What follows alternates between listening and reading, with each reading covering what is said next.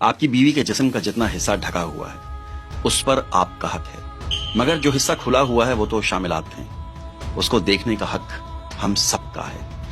ये मैं नहीं कह रहा हूं, ये एक किस्सा है कायरो से सूडान जाने वाली एक गाड़ी में सवार एक बूढ़े शख्स का, जिसकी उम्र तकरीबन 60 साल तो होगी। वो लिबास और हर जाविये से एक देहाती मगर काफी समझदार बंदा लग रहा था।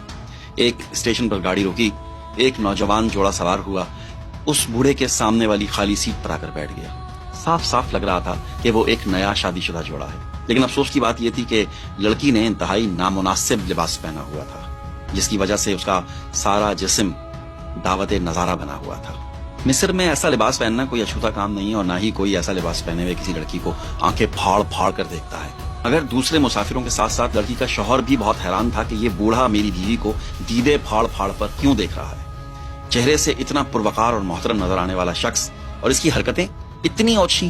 बूढ़े की नजरें थीं कि कभी लड़की के गले पर जा रही थीं और कभी लड़की की नंगी टांगों पर। बूढ़े की इन हरकत से जहां लड़की बेचैन पल्लू पर पल्लू बदल रही थी, वहीं लड़का भी गुस्से से लाल पीला हो रहा था। बिलाखिर उसने फटते हुए कहा, बड़े मियाँ कुछ हया करो, शर्म आनी चाहिए तुम्हें। अपनी उम्र देखो और अपनी हरकतें देखो, अपना मुंह दूसरी तरफ करो, मेरी बीवी को सुकून से बैठने दो। बूढ़े देहाती ने लड़के की बात बड़े तहम्मुल से सुनी और आराम से जवाब दिया, बेटा मैं ना तो जवाबन तुझे ये कहना चाहता हूँ कि तू खुद कुछ शर्म और हया कर, और ना ही तुझे ये कहूंगा कि तुझे अपनी बीवी को ऐसा लिबास पहनाते हुए शर्म नहीं आती। तू एक आजाद इंसान है, भले नंगा घूम और साथ में अपनी बीवी को भी घुमा, लेकिन मैं तुझे एक बात जरूर कहना चाहता हूँ, क्या तूने अपनी बीवी को ऐसा लिबास इसलिए नहीं पहनाया कि हम उसे देखें? अगर तेरा इरादा ऐसा था तो फिर काहे का गुस्सा और किस बात की तिलमिलाहट?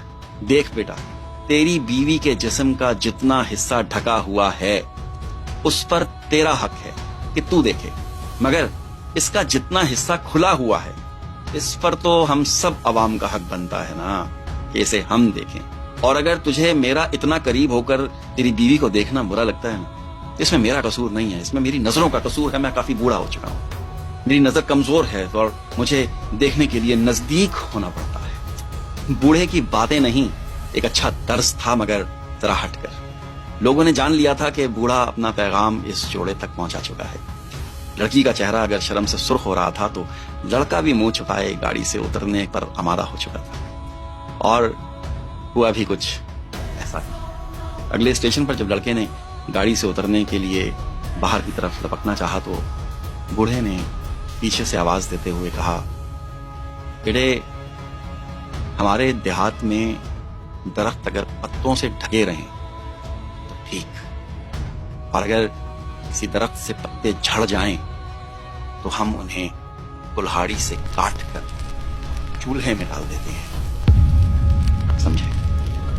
ये किताब है बीच रोड, इसमें एक वाकया लिखा हुआ है जो मैंने आपको सुनाया।